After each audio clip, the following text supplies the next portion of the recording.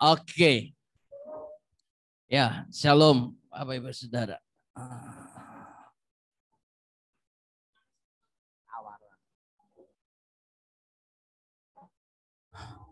Oke. Panas banget. Pusat panas hari ini ya. Mau hujan. Oh. Oke, apakah suara saya dengar jelas ya? Oke ya. Oke, shalom. Selamat sore Bapak Ibu Saudara yang ada di Zoom maupun di Facebook dan YouTube. Juga saya menyapa Bapak Ibu Saudara, terima kasih sudah jauh-jauh untuk datang kemari ya. Tuhan Yesus memberkati. Nah, ya sudah ada bersama-sama dengan kita sambut Pak Dotoni. Berikan tepuk tangan. Ya, mungkin sebelumnya pimpin dalam doa dulu Pak Daud. Mari kita berdoa. Bapa di surga, dikuduskan namamu, datang kerajaan menjadi kehendak-mu. Bebaskan kami dari yang jahat, bebas dari kegelapan. Kuasa Yesus bekerja, lapat kami sampai pribadi Tuhan. Dan nama Yesus ilmu dimuliakan. Haleluya. Amin. Amin. Oke, shalom Pak Daud. Shalom. Iya, ini luar biasa Pak Daud karena hari ini adalah hari ulang tahun kemerdekaan Indonesia yang ke-77. Ini momen yang luar biasa. Kita bisa live kembali di Ayam Kampung Goreng Mbok Rasiem yang luar biasa. Ya, oke. Nah, Bapak Ibu Saudara, sore ini kesempatan ini kita berkumpul ya live bersama-sama dari Yifta Ministry. Ada di kota mana Pak? Ungaran. Ada di Pasuruan. Ya, ada lagi dari kota mana Pak? Ambarawa. Salatiga. Waduh, ya dari berbagai kota yang ada bergabung di sini. Ya, puji Tuhan. Kita juga mau meriahkan untuk rumah makan ayam Kampung Goreng Mbok Rasiem. Oke Pak Daud, sore ini kita akan membahas apa Pak Daud? Hari ini kan baru heboh tentang perdukunan ya. Wah, itu saya dengar-dengar yang berwarna merah itu Pak ya. Oh, pesulap merah. Ya? Kita merah-merah ini Pak ya. Kalau saya perhatiin sih tentang pesulap merah ya. Iya. Memang apa katanya dia itu ada benarnya. Ada betulnya ya. Ada benarnya lah ya. Ya. Karena yang beredar di masyarakat 95% dalam perdukunan saat ini itu penipuan. Oke. 95% itu penipuan. Penipuan. Jadi apa yang dipraktekkan, ditunjukkan ke masyarakat tuh banyak trik-trik sulap daripada yang asli gitu loh. Oke, jadi intinya perdukunan itu hampir mirip trik-trik sulap aja Pak ya? Itu 95% di masyarakat. Okay. Tetapi kalau ada yang palsu, pasti ada yang asli dong. Ya, betul. Nah, yang asli ini ada 5%. Oh. Nah, yang asli ini kendalanya jarang muncul dan bahkan tidak akan muncul kalau tidak ada perang. Oh. Tanpa peperangan tidak akan muncul gitu. Jadi harus ada peperangan dulu baru muncul. Oke, Pak. Nah, jadi tentang ilmu kebal aja itu kan ada berbagai tingkatan. Ya, Pak. Misalnya gini ya, orang yang kebal senjata logam, ya, belum tentu dia kebal kayu. Oh, begitupun sebaliknya. Oh. Jadi dalam ilmu kebal, misalnya kita ngomong tentang kebal logam. Ya. Itu ada berapa tingkatan ilmu-ilmu yang dijalanin gitu loh. Ya. Nah, kendalanya itu di masyarakat sekarang ini belum sampai level setinggi itu tuh sudah pamer-pamer di berbagai tempat gitu loh. Nah, contohnya gini. Pertama, kebal senjata tajam. Ya. Ada Pak ya. Nah, senjata tajam di sini celurit. Ya. Pisau. Setelah itu pisau. Tapi ingat, jangan coba-coba pakai katana asli. Oh. Apa yang membedakan, Pak? Yang asli? Karena banyak impor. Jadi setannya susah mengenali, udah lewat paspor dulu gitu loh. Loh, Ya kenyataannya Ya. orang yang punya ilmu kebal, karena katana itu kan dibikin sangat tajam Betul. dan baja. Betul. Dan ada katana tertentu yang terbuat dari meteor. Waduh. Bahan bakunya. Nah, yang bahan bakunya meteor inilah yang bisa menembus ilmu kebal. Oh, jadi harus import dari langit, Pak ya. Yang bisa nembus.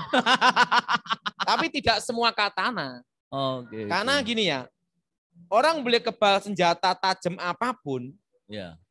tetapi kalau terkena senjata yang ditempa dari meteor, itu banyak tembusnya.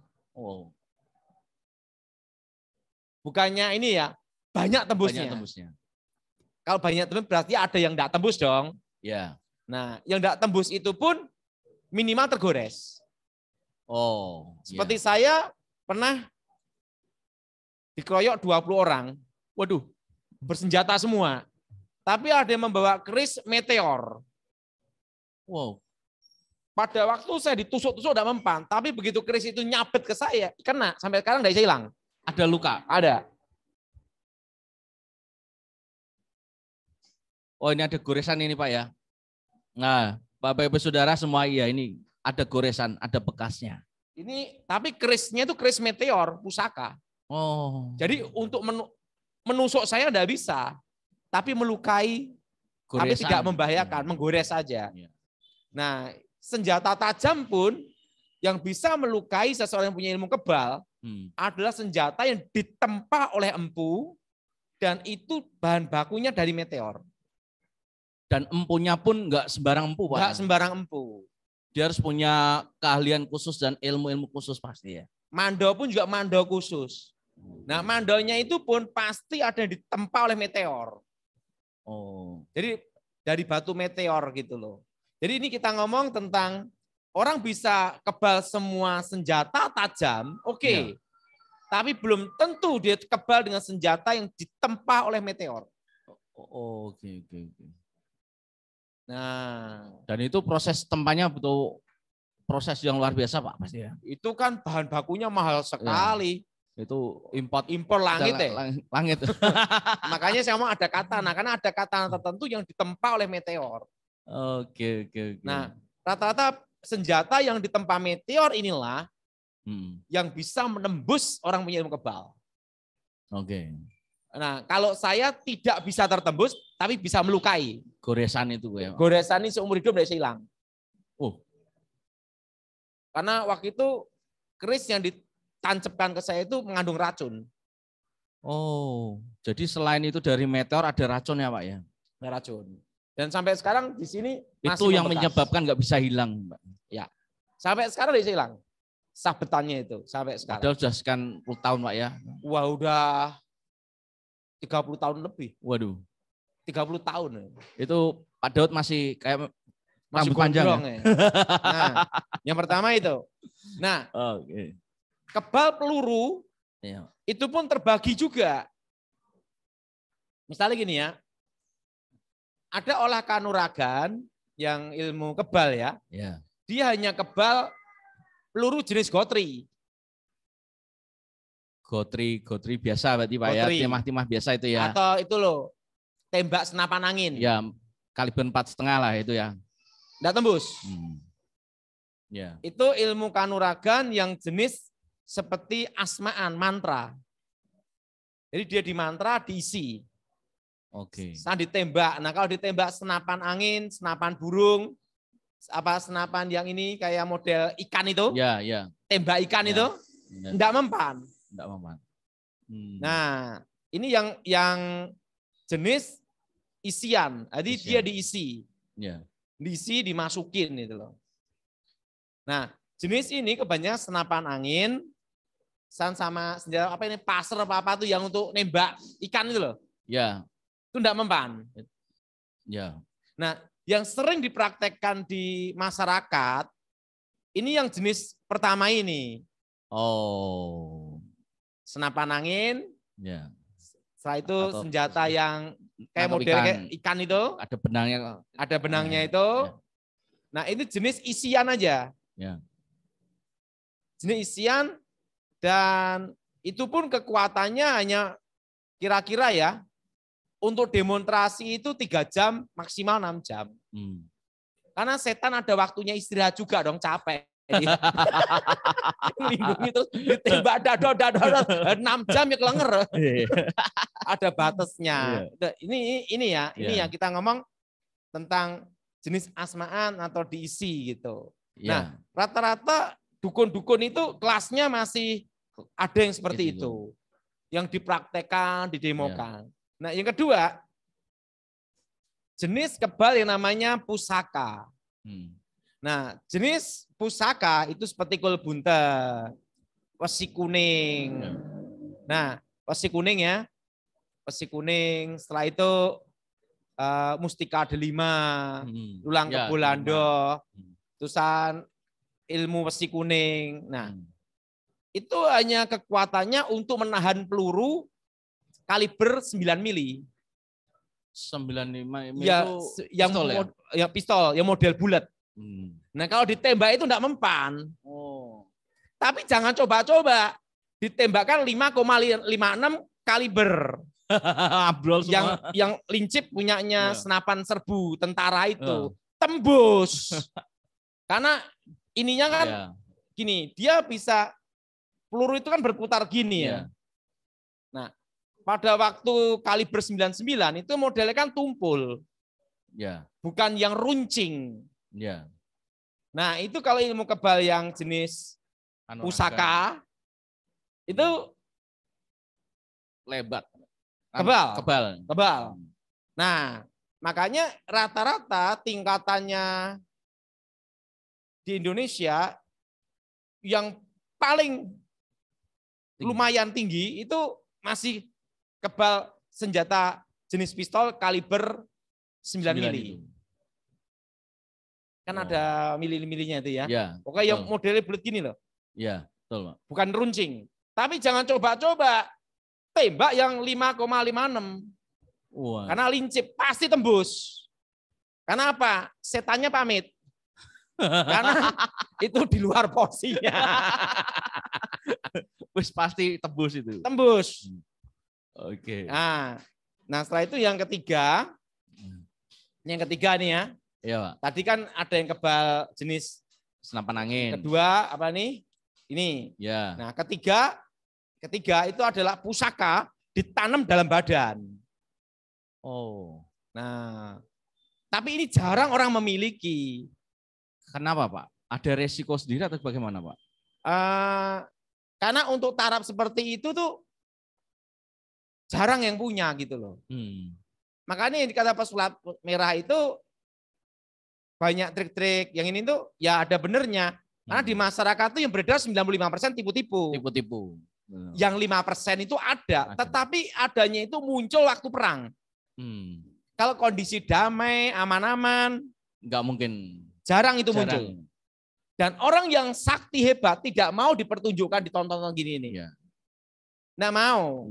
Karena dia punya ilmu bukan untuk cari duit. Betul. Tapi untuk, justru orang-orang seperti itu, dia cinta sukunya loh. Dia berperang untuk membela suku atau negara atau kerajaan. Nah, yang ketiga ini pusaka ditanam dalam badan. Waduh. Nah, itu udah kelas tinggi, Pak ya. Itu bisa menahan kaliber 5,56. Yang setan tadi kok kabur itu, Pak ya. Ilmunya lumayan tinggi. Tapi jangan coba-coba senjata yang 7,62 kaliber. Waduh, lagi. Tembus juga. Karena semua kan ada apa ya? Ada batas maksimal itu ada semua. Kaliber 762 ya, tembus. Jarak dekat loh ya. Jarak ini jauh kena. Karena itu ada daya maksimalnya. Nah, itu aja yang 5,56 dia tahan ini. 552 atau 556 ya, lupa saya. Itu kaliber itu ya, itu yang udah pusaka, tapi kalau sudah dalam badan itu bisa nahan itu 5,56 kaliber. Luar biasa ya. Tapi ingat, nahan pelurunya pun enggak bisa nahan peluru 100 amunisi. Dia jebol. Ya maksimal dia nahannya ya 15 per 20. Itu udah maksimal. Kalau di dado 100 kali ya tembus. Kalau enggak percaya coba wae. Wah, ini ada yang komen 5,56 ini katanya Pak. 5,56 mili. Nah, itu kalau yang jenis pusaka pasti tembus. Oke. Kayak yang rata-rata tuh dukun praktekan itu yang kaliber 9 mili, yang model tumpul. Yang bulat gini loh. Ya. Nah, itu bisa menahan. Tapi jangan coba-coba 5,56. Apalagi dia show suruh nembak 100 kali pasti mati. Sekuat-kuatnya itu 15 sampai 20 peluru lah. Oke. Tetap ada batasannya. Nah, itu yang pusaka dalam badan. Ya. Tapi kalau mau ini lagi suruh yang 762 tembus juga. Karena kalibernya beda, daya ledaknya beda. Loh, semua itu ada batas maksimalnya. Ya. Nah, kadang itu guru saya ngomong gini, kamu saya latih jangan jadi orang edan cepat mati. Karena ilmu itu ada tingkatannya untuk melindungi gitu loh. Ya. Ada batas kemampuannya. Batas kemampuan kamu kaliber 9. Model tumpul, model kayak gini lah. Yeah. Model kayak pistol itu. Yeah. Nah, itu dia bisa menahan. Tapi jangan coba-coba yang lincip gini, itu kan beda, masuknya itu beda. Yeah. Ininya kan runcing sama tumpul kan beda. Nah, yang runcing ini kan tetap muter, Pak. Muter gini. Nah, kalau yang 556 jangan coba yang 762. 3 peluru habis itu selesai sama sniper. Nah, itu ada batas apa? Ada batas jumlah pelurunya juga. Nah. 3, yang keempat. Nah, yang keempat itu jenis ilmu saya dulu. Nah, jenis ilmu saya itu mantra, susuk emas, dan yang ketiga pusaka dimasukkan dalam badan. Waduh. Dan itu seumur hidup tidak boleh menikah. Nah, kendalanya dukun-dukun banyak menikah. Berarti tidak mungkin menguasai ilmu itu. Jangan coba-coba. Sama kaliber 762 pasti tembus. Goodbye. Kalau saya udah hilang. Karena saya udah menikah. Punya anak. Dan sekarang pun tembus. Nah, karena itu kan ada kalibernya gitu loh. Yeah. Nah, itu pun sehebat-hebatnya saya tidak bisa menahan 100 peluru. 762 tembus juga. Itu ada batas apa? Maksimalnya. Nggak tembus ditembak, gampang digranat. Itu semua ilmu pasti hancur, Pak ya. Ada kelemahannya. Ya. Nah, gini ya. Kadang itu orang dikira kebal. Ya. Padahal itu yang nembak enggak bisa. Nembak 10 meter, itu kan entaan peluru, ya. Deng, gitu kan ya. Nah, belum tentu kena kan. Nembaknya kaki, kenanya kepala. Atau nembak kepala enggak kena semua. Bisa terjadi. Tapi kalau yang nembak sniper, des, pasti. 762, selesai pasti. Makanya pesulap merah itu berkata demikian, itu saya rasa ya ada benarnya. Ada benarnya juga.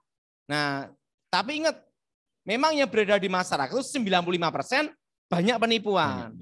Nah, 5% ada yang asli. Nah, asli itu kebanyakan itu di Kalimantan.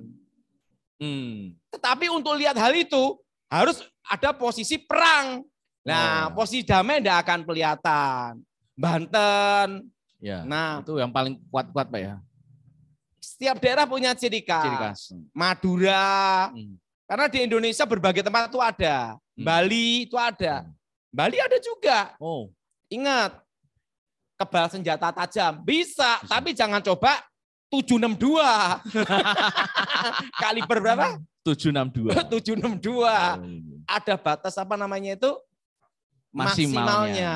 Gitu loh. Apalagi di atas 762. Nah, tapi gini ya. Sekebal ilmu apapun, itu kelemahannya mudah tenggelamkan dalam air. Harus nyebur dalam air, Pak ya? Ditenggelamkan aja. Dikarungin masih dalam air. 1 malam pasti mati. Nggak percaya coba aja. Sekebal apapun. Sehebat apapun. Ya. Jadi kalau ditanya apakah ilmu kebal itu ada? Ada. Tetapi dari tahun ke tahun, ini pengalaman saya, ini gini ya. Ilmu gaib tambah tahun itu tambah berkurang daya kekuatan dalam diri seseorang. Kenapa? Misalnya, seorang guru itu tidak memberikan muridnya 100%. Betul. Maksimal tuh 90%. Betul. Nah, gurunya mati, muridnya punya murid lagi kan jadi guru lagi. Tidak akan nurunkan 100% kan? Berkuranglah 10%, jadi 80%. Nah, berapa generasi potong-potong diskon semua. Nah, kebanyakan tuh ilmu itu diturunkan semua itu untuk betul-betul ahli waris yang gurunya mau meninggal. Nah kalau dulu sebelum saya bertobat, guru saya ngasih saya full karena mau mati. Baru full. Full itu Pak ya? Baru full. Jadi kalau kita perhatiin tentang apa nih ya, pesulap merah, iya ada benernya juga. Jadi kita, tetapi tidak semuanya itu tidak benar. Ada benernya. Nah, 95% di masyarakat itu penipuan yang beredar. Seperti pakai telur, dicucuk pakai paku, itu memang kelapa itu. Terus saat ini dimasukkan air jadi merah, itu memang dipegang nyetrum, itu memang kalau ilmu asli, kalau mau lihat yang asli, orisinil, kebal yang sebenarnya, ilmu gaib sebenarnya harus ada perang. Tanpa perang tidak bisa lihat itu. Karena ilmu itu kan berfungsi pada waktu perang. Ilmu tinggi ya. Jadi kalau malah yang sering tampil sing awal itu malah 95% banyak penipuan. Tapi kalau yang benar-benar ilmu tinggi pasti di saat perang aja Pak ya. Tidak bisa menghakimi. Oke. Ya, ini pengetahuan ya Bapak Ibu Saudara. Tidak bisa menghakimi. Karena ya ilmu tinggi ini akan muncul pada waktu perang terbuka. Karena dia untuk tujuannya untuk melindungi. Untuk membela negara, membela tanah airnya. Nah, saya tahu persis hal itu. Makanya kalau yang ilmu biasa-biasa, nembak, pakai gotri, pakai proyektil yang peluru yang kaliber 9. Wah, kalau bagi orang udah kelihatan hebat. Tapi kalau dalam perang yang sebenarnya, kan lawan tidak mungkin hanya pakai kaliber 9 mili. Pakai 762, 5,56. Nah, bablas. Nah, kebanyakan ilmu-ilmu tinggi akan muncul pada waktu perang terbuka. Jadi apakah ilmu kebal itu asli? Ada. Ada cerita Edi Wibowo ini. Ini yang ngomong seorang jenderal, bukan orang baik-baik ini. Yang ngomong jenderal bintang 4 Kasat KSAD. Pada waktu perang Timor Leste. Makanya waktu perang itulah baru akan kelihatan orang sakti atau tidak.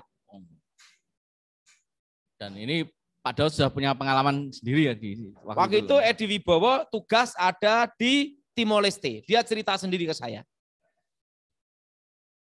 Waktu itu kan dia pasukan khusus, dia Kopassus. Ada satu orang ditembak senapan serbu. Enggak mempan. Ini peluru tajam, bukan kaliber 9 mili, yang 9 mili bukan. Ini yang tajam. Yang tajam. Itu senapan serbu.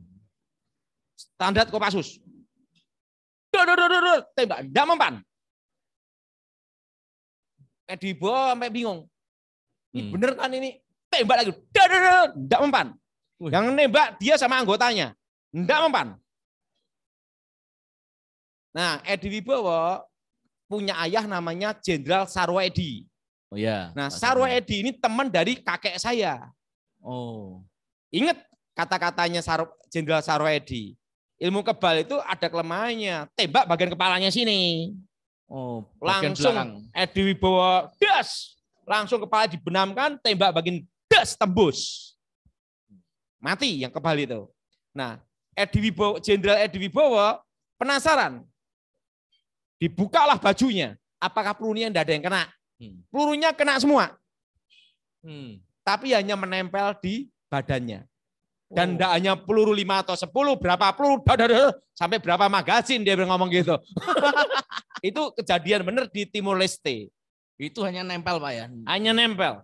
Bajunya lubang-lubang. Tapi peluru tidak menembus badannya. Oh, luar biasa. Dan ini yang berkata adalah Jenderal Edi Wibowo ya. Adik dari Ibu Ani Yudhoyono. Dan dia tidak bohong, dia Kopassus loh. Ya. Nah, misalnya gini, anggota-anggota TNI juga ada yang punya ilmu kebal. Ada. Jadi kita tidak bisa mengatakan semua bohong, tidak bisa. Memang ada yang punya kekuatan kebal mistik itu ada. Tetapi yang beredar di masyarakat itu 95% banyak penipuan. Gitu loh. Kalau ada yang palsu, pasti ada yang asli. Nah, yang asli ini hanya 5%. Itu pun ada pada waktu perang. Tanpa perang, itu tidak akan muncul. Justru yang muncul itu yang masih baru belajar, menahan peluru kaliber 9 mili, gotri, senapan angin, itu aja. Tapi jangan coba-coba 762. Tembus. Ya, menghadap yang kuasa. Ya, ini kecuali ya. Punya ilmu kayak saya zaman dulu. Tak tembus. Karena tapi itu pun tetap kena itu rasa sakit tetap ada. Sekalipun itu kebal. Kita tidak tertembus tapi itu kayak hantaman gitu. Nah, kan itu kan jadi makanya pesulap merah itu ngomong itu ada benernya. Karena dia lihat banyak realita di masyarakat. Itu 95% memang seperti itu. Tapi ingat, kalau ada yang palsu pasti ada yang asli. Nah, asli ini yang jarang. Iya, Pak. Nah, sekarang gini. Sekebal apapun memiliki daya tahan untuk menahan tembakan. Itu hanya kira-kira maksimal 100 peluru. Tapi ingat ya, 100 peluru di sini itu waduh, kena sasaran ya, tanpa meleset loh ya. Itu aja setannya yang lindungi udah puyeng juga.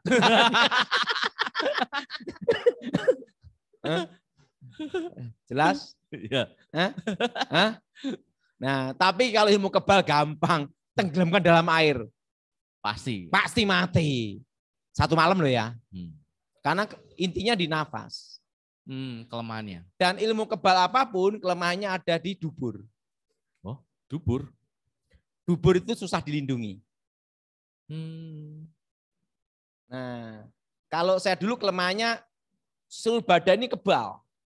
Tapi telapak kaki. Telapak kaki saya kan ada satu tanda. Jadi seluruh badannya ini kebal semuanya. Kaliber 762 pokoknya enggak mempan semua. Tapi kalau ketusuk duri aja atau ketusuk jarum aja kena bagian situ, maka seluruh tubuh saya kekebalannya langsung luntur semua.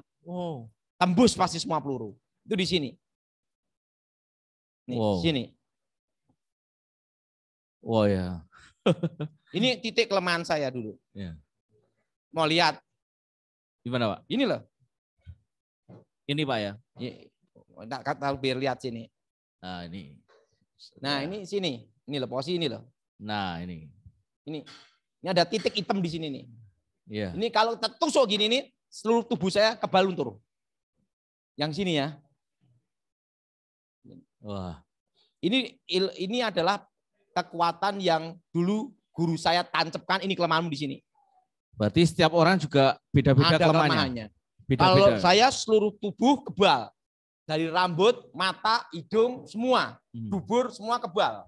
Mulut, mata, hidung, telinga, semua kebal. Hanya bagian situ tidak kebal.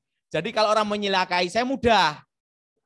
Waktu tidur, kasih kawat duri. Jatuh ke lenger, cedar, mati. Dan saya kelemahannya itu. Hanya titik itu saja yang tidak boleh terkena senjata apapun. Duri aja tidak boleh kena.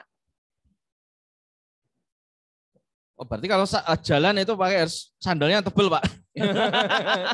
Atau sepatu. Tapi kan kendalanya, yang tahu kelemahan saya kan guru saya sama saya. Orang untuk tahu kelemahan saya kan susah. Tidak bisa dideteksi kelemahannya di mana orang itu nggak bisa, Pak. Nggak bisa. Itu pun kalau saya nahan 762 juga susah juga. Paling pol tahan hanya berapa peluru. Kalau ratusan peluru ya kelenger juga. Karena ada hentakan. Jadi orang kalau kebal, itu pada waktu ketembak, itu gini juga, terasa juga. Ya. Orang bawa rompi anti peluru, waktu ketembak, terasa juga.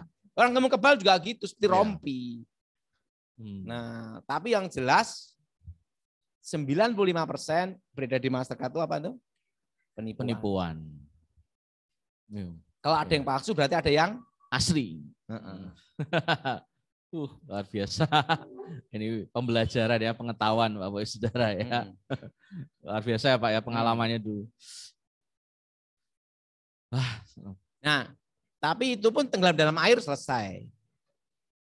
Nah, santet yang beredar di masyarakat, orang kena santet, itu banyak sekali yang ngerjain dukun palsu, 95%. Tapi ada dukunnya asli juga. Nah, kendalanya nyari yang asli itu susah. Itu pun setan ketemu setan, reuni semua. Ada kutuk yang harus dibayar. Yang paling aman datang sama Tuhan Yesus lah. Yes, amin. Jadi, kebal itu seperti itulah. Iya, Pak. Oke.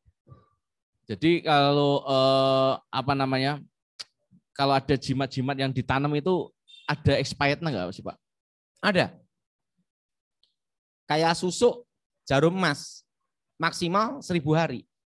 Enggak yang seperti logam misalnya yang sekian. Ya, ada. Yang ditanam di 1000 hari. Tetap 1000 hari. 1000 hari. Harus dimantrai lagi. Nah itu kayak misalnya usahakan setahun sekali harus dijamasin. Namanya dibangun lagi. Kalau enggak dia akan hilang kekuatannya. Bukan hilang, kekuatannya menurun. Nah, kalau mengeluarkan fisiknya Pak asli Pak. Kendalanya gini ya, kalau sudah kekuatannya hilang, benda itu tidak bisa keluar malahan. Mau tidak mau ya dioperasi. Ya, betul. Sebenarnya tanpa operasi bisa enggak? Enggak ada masalah, enggak dioperasi karena jadi benda biasa. Ya. Penting setan kutukannya keluar. Betul. Nah, kalau kendalanya misalnya, nah makanya dulu saya kan seluruh badan kan dipasang jarum emas. Sehingga waktu saya kalah kan pecah semua di badan saya. Nah di badan saya keluar pasir emas, pasir tembaga. Sampai saya hilang ingatan setahun. Oh pada saat ketemu Pak Gilbert itu Pak ya dulu iya. Ya? Pecah semua ya Pak? Pecah semua. Jadi benteng pertahanan saya kan dulu kan tameng besi kuning dan pusaka besi kuning. Itu padahal sudah tameng wojo. Itu yang udah levelnya udah 762. Udah. Bukan yang kaliber 9 ya. Kelasnya sudah 762. 762 pokoknya kaliber ke atas lah. Itu pun hanya bisa nahan berapa peluru aja. Tapi ingat, yang untuk memiliki itu sekarang sudah jarang ya. Karena syarat ilmu itu tidak boleh menikah. Nah kalau udah menikah, nggak apalagi bisa. Sering kawin kemana-mana ya, maksimal kebal 9 kaliber 9 mili. Berarti yang kelas levelnya masih bawah Pak ya? Masih bawah. Tapi ingat, pesulap merah itu ada baiknya juga. Ya dia banyak bongkar ini, trik-trik ini. Ibaratnya masyarakat jangan ketipu lah gitu loh. Niat baiknya seperti itu ya. Nah tapi yang jelas 95% itu ada penipuan. Tapi 5% pasti ada yang asli. Kalau mau lihat asli gimana? Perang dulu. Karena dengan perang itu baru kelihatan. Tanpa perang nggak bisa. Oke Pak. Dahsyat. Ya mungkin ada mau bertanya di sini. 1-2 pertanyaan. Ini kesempatan loh. Ada 1-2 pertanyaan. Ini gimana Jonas? Apa-apa udah naik semua nih? Wah ini Pak, ini benar-benar udah ngalami masa-masa yang di mana harga itu semua naik. Jadi nilai mata uang itu seluruh dunia itu turun. Suku bunga yang naik. Suku bunga akhir tahun ini naik. Tahun depan naik. Lebih naik lagi. Makanya saya beritahu jangan utang bank karena itu. Ya. Yang utang bank kalau kondisi ekonomi seperti ini ya susah. Bunga bank kan tidak bisa ditunda. Ya. Lebih baik bertahan daripada harus bertang. Saya punya anak ya, anak perempuan ya, yang ngerjain ayam kampung ini sini ya. Dia kan ingin jadi kayak saya, pengawal rahasia. Secret service kan. Tugas langsung dari presiden kan kayak saya dulu. Saya larang, saya tidak boleh. Kenapa tidak boleh? Saya belum siap mengubur anak saya sendiri. Resikonya sangat besar, Pak. Tim saya itu banyak dikubur sama ibunya sendiri. Waduh. Dan itu sangat menyedihkan. Bukannya anak mengubur ibu, tapi ibu mengubur anak. Oh, itu lebih sakit. Nah, itu pengalaman hidup saya lihat tim saya. Waktu bendera merah putih diserahkan. Dan itu sangat menyedihkan. Kan waktu anak saya ngomong, saya ingin kayak papi. Oh, enggak boleh. Pasti saya papi enggak izinkan, enggak boleh. Kenapa? Karena saya belum siap mengubur anak saya sendiri. Karena untuk menjadi pengawal rahasia, tugas khusus. Saya bisa hidup aja udah puji Tuhan. Bisa melalui sampai sekarang. Ya. Karena tim saya banyak dikubur sama ibunya. Apakah kita siap untuk itu? Ya. Kan saya lihat pemakamannya. Saya kan sampai sekarang ke Jakarta sering ziarah di Taman Makam Pahlawan Kalibata. Ya. Karena tim saya kan dikubur di sana. Yang nguburkan ibunya sendiri. Waduh. Ya. Gak bisa bayangin rasanya kayak apa ya. Makanya saya ngomong belum siap. Iya, karena resiko besar ya Pak ya. Kita hari ini hidup, besok mati, atau jam depan nanti mati, tidak tahu. Karena tugas khusus. Dan itu harus benar-benar mentalnya udah siap. Kalau bukan tugas khusus, tidak akan inilah. Wow. Ngeri. Oh, ngeri. Nah, itu pengalaman ya. Pengalaman Pak Daud ya. Bapak Ibu Saudara. Lebih baik jadi orang biasa aja. Sipil aja Pak ya. Sipil. Kayak saya kan sekarang ya sering kawan-kawan ngomong, ikut lagi. Nah. Disyukuri apa yang sekarang ini aja Pak ya. Gini ya, cerita enak itu setelah selesai semuanya tugas. Nah pada tuh menjalaninya, kita enggak tahu ke depan 5 menit, 10 menit kita mati itu enggak tahu. Ya, betul. Orang ngomong enak kan karena tahu akhirnya. Akhirnya. Tapi jalani enggak gampang. Itu harus siap 24 jam Pak ya. Iya. Nah ini pengalaman ya. Jadi pesulap merah itu ya ada baiknya juga. Ya. Jadi enggak semata-mata diblame semua salah ya Pak ya. Enggak bisa. Karena akan terbukti waktu perang. Kalau belum perang belum bisa. Gini ya, ada kata-kata seperti ini. Seorang pengamat militer pasti orang yang tidak pernah ikut perang. Ya. Dia ngamatin aja. Ya. Tapi seorang yang pernah perang dan tugas dalam perang, dia tidak mau jadi pengamat militer.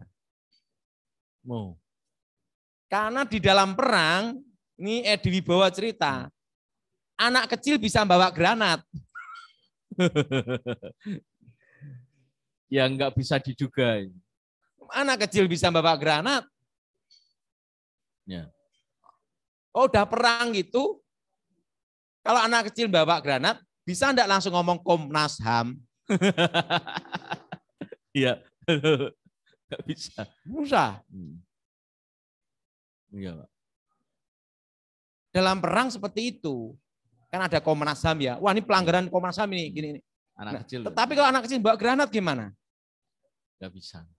Nah, enggak tahu lah. Iya. Ya mereka yang militer harus menjawab dong. Iya. Perang itu seperti itu. Itu Edi Wibowo cerita.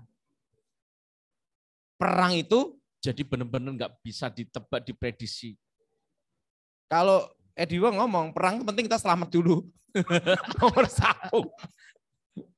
Hukum, nah kan pernah ada orang Kopassus ngomong sama saya. Hukum nomor 2, nomor 1 selamat dulu. Karena dalam perang itu peluru tidak bisa dikatakan, pelanggaran HAM ya. Nggak bisa. Peluru udah jalan, ini stop, nggak bisa. Hah?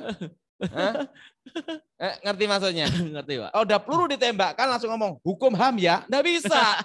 Langsung bablas sudah. Betul? Betul.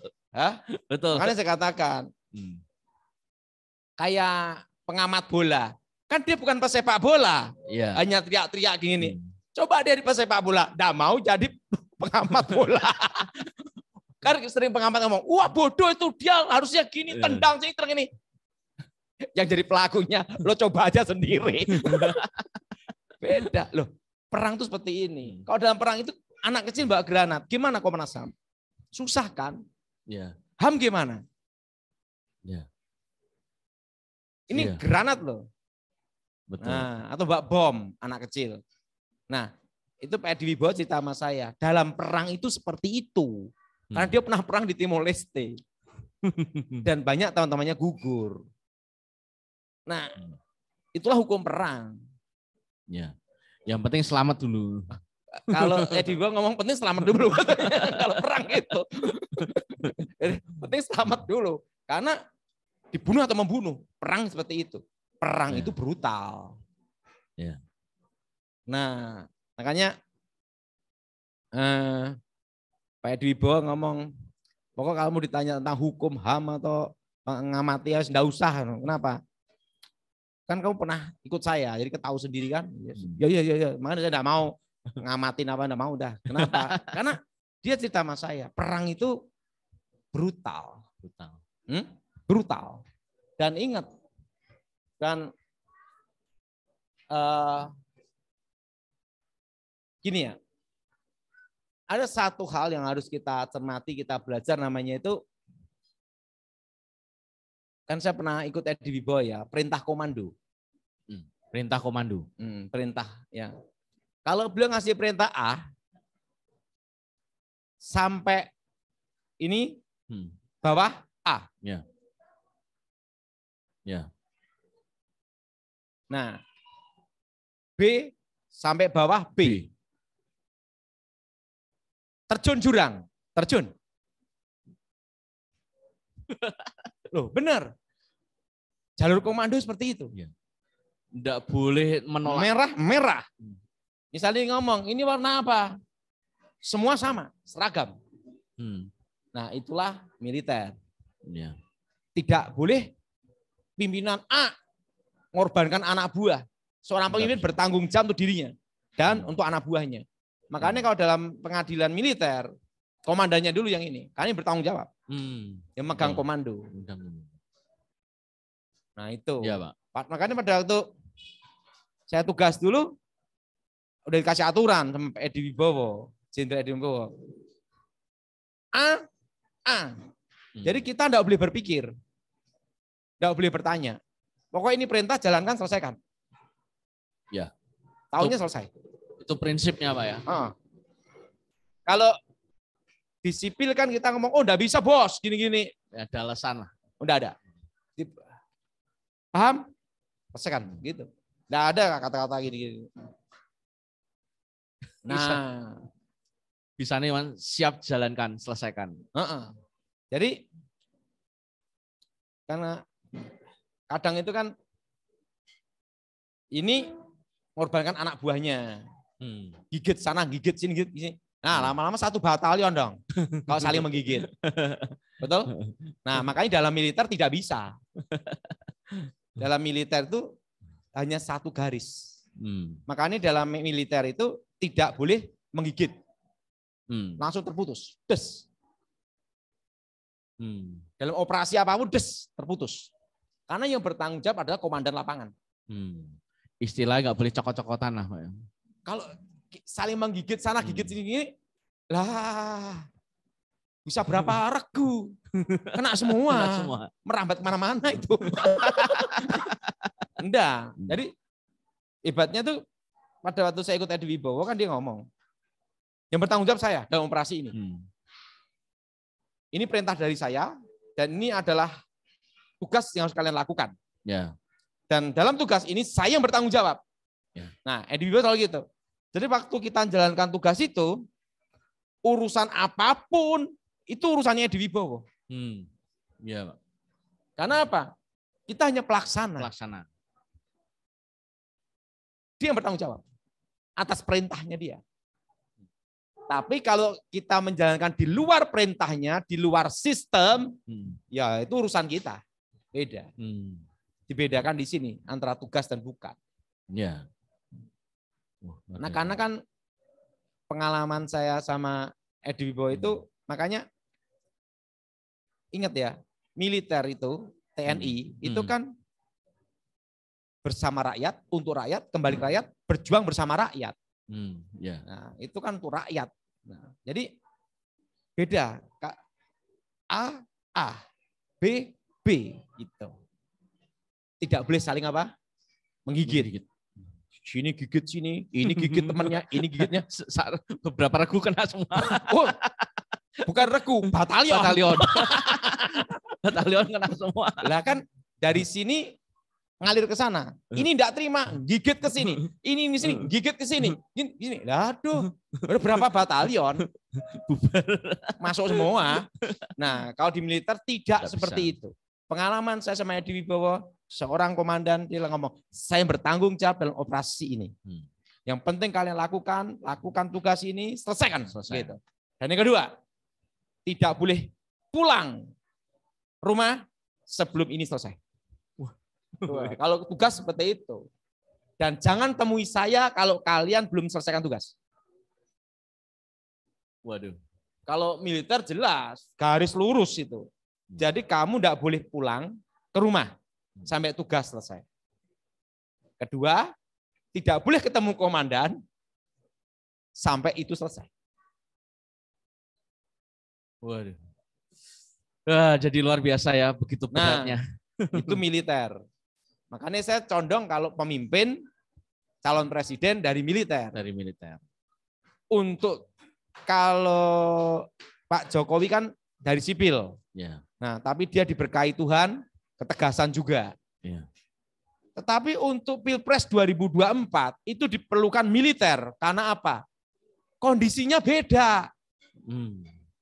Beda gimana kondisinya? Pertama, kondisi sekarang. Perang Rusia, invasi Ukraina. Karena presidennya Ukraina kan penyanyi pelawak. Nggak tahu strategi perang, ya untuk main-mainan. Nah, sedangkan si Putin orang punya strategi pengalaman. Militer intelijen. Sudah pengalaman. Tahu enggak? Putin itu strateginya hebat. Dia pukul lalat yang kena para gajah. Dia pukul apa? Lalat. Dia tidak pukul gajah loh. Jadi hanya pukul lalat aja. Lalat. Tapi yang kena gajah. Ada juga yang mukul gajah kenanya lalat.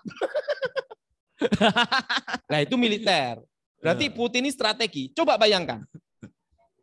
Kalau Ukraina ini, kita ngomong ya strategi perang ya. Ukraina ini ya. Rusia mau selesaikan 1 minggu selesai. Tapi kalau orang ahli strategi, oh jangan diselain dulu dong. Iya. Dibikin bulan-bulanan, bila plus tahun 2 tahun.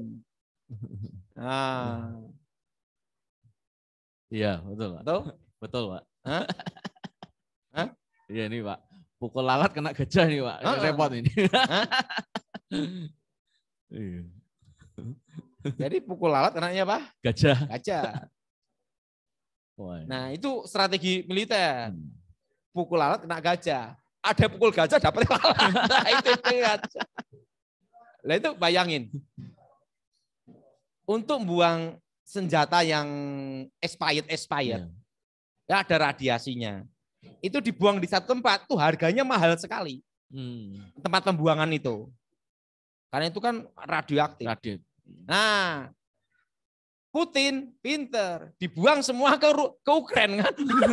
Gratis. Itu kan nggak ada otak pinter, kita bisa. Lah sedangkan Ukraina presidennya kan bukan strategi. Nah, apalagi sekarang Cina, Taiwan, betul enggak? Nah, jadi kita harus gimana? Nah, Capres 2024 tuh saya lebih suka militer ya. Tapi tergantung Tuhan. Kalau Tuhan ngomong sipil gimana lagi? Itu urusan Tuhan yang terbaik. Nah, tapi ini saya beritahu itu aja. Kemarin juga ngomong Capres, Cawapres. Kalau Cawapres saya beritahu 2. Gibran sama Pak Jokowi kalau Pak Jokowi berkenan. Iya, itu kan masih boleh Pak ya. Boleh. Ya enggak tahu hukumnya gimana. Karena untuk ngelanjutin programnya Pak Jokowi. Ya, tapi itu perlu kerendahan hati. Jadi cara berpikir kan beda gitu loh. Karena tahun ini sipil oke ya, Presiden. Tapi untuk 2024 ini kondisi geopolitik, geostrategis dan perubahan ini politik yang ada di dunia ini kan betul-betul pengaruh besar. Ya. Jadi diperlukan strategi-strategi. Ahli strategi. Ahli strategi.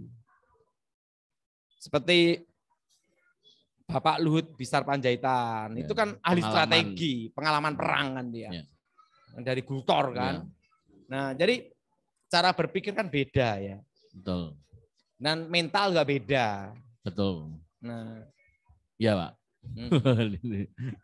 Oke, pertanyaan lagi. Oke, ini ada yang kita tanya jawab Pak ya, sebentar Pak ya.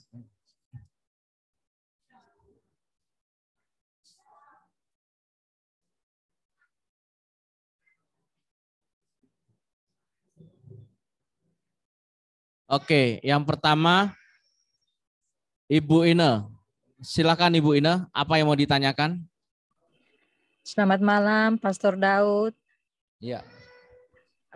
Pastor, saya minta Pastor lihat apa di dalam saya punya diri ini ada sesuatu yang lain begitu karena saya kok susah tidur, Pastor. Pastor Yonas juga tahu karena pernah mendoakan saya susah tidur. Jadi apa mungkin di dalam diri saya ini ada sesuatu yang ini enggak ada bukan atau apa begitu, Pak Pastor Daud? Depresi. Kira-kira begitu, Pastor. Ya, bukan masalah setan lain.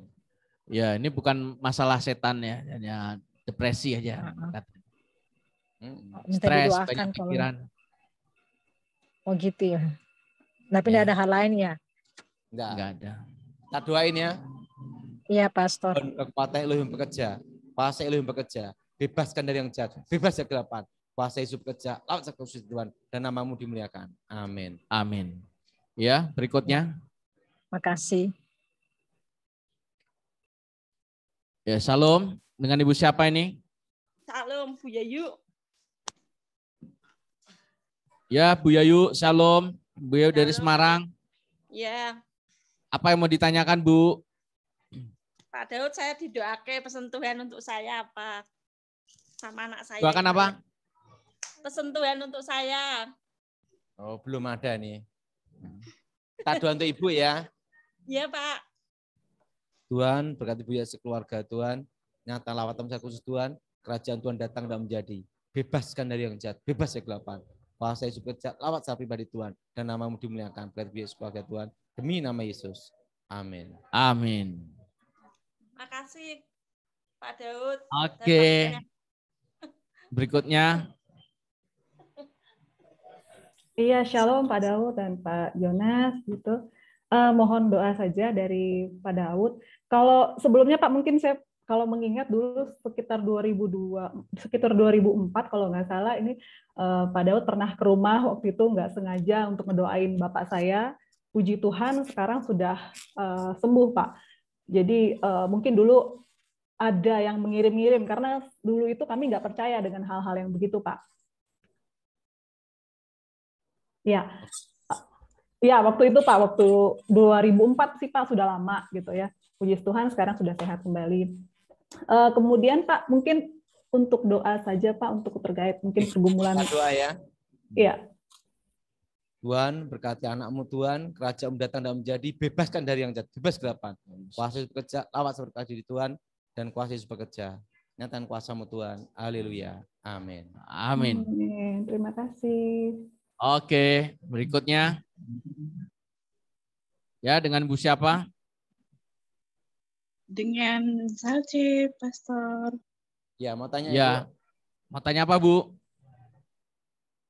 Mau tanya sama Pak Daud, bagaimana dengan saya? Apakah ada kuasa-kuasa gelap? Dan saya minta didoakan habis menjalani operasi. Answer. Iya. Kita doa ya. Bapa di surga, dikuduskan namamu, datang kerajaanmu menjadi kehendakmu. Berkati anakmu Tuhan, bebaskan dari kegelapan, bebas dari yang jahat. Kuasa Yesus kecil, atas Tuhan. Haleluya. Sembuhkan ya Tuhan. Amin. Amin. Terakhir Jonas ya. Ya, terakhir. Terima kasih, Pastor. Ya, shalom Bu Nelly. Salam Pak. Salam Pak Tony Daud. Pak, saya mohon doa buat suami saya Pak. Sampai saat ini belum pulang gitu Pak. Ya, kita doa Ibu ya. Ya Pak. Roh Kudus bekerja, jamah anakmu Tuhan, supaya dijamah Tuhan secara khusus Tuhan, untuk suaminya Tuhan, supaya bertobat kembali ke keluarga. Dan nama Yesus dimuliakan, bebas dari yang jahat, bebas kegelapan. Kuasa Yesus bekerja, jamah suaminya supaya kembali Tuhan. Haleluya. Amin. Amin. Oke, Bapak Ibu Saudara. Ya, terima kasih. Sudah bersama-sama ya, ngobrol bersama di Mbok Rasiem Solo. Oke. Sampai ketemu di Rabu depan di acara ngobrol asik bersama Pak Dotoni di Yefta Ministry. Tuhan Yesus memberkati.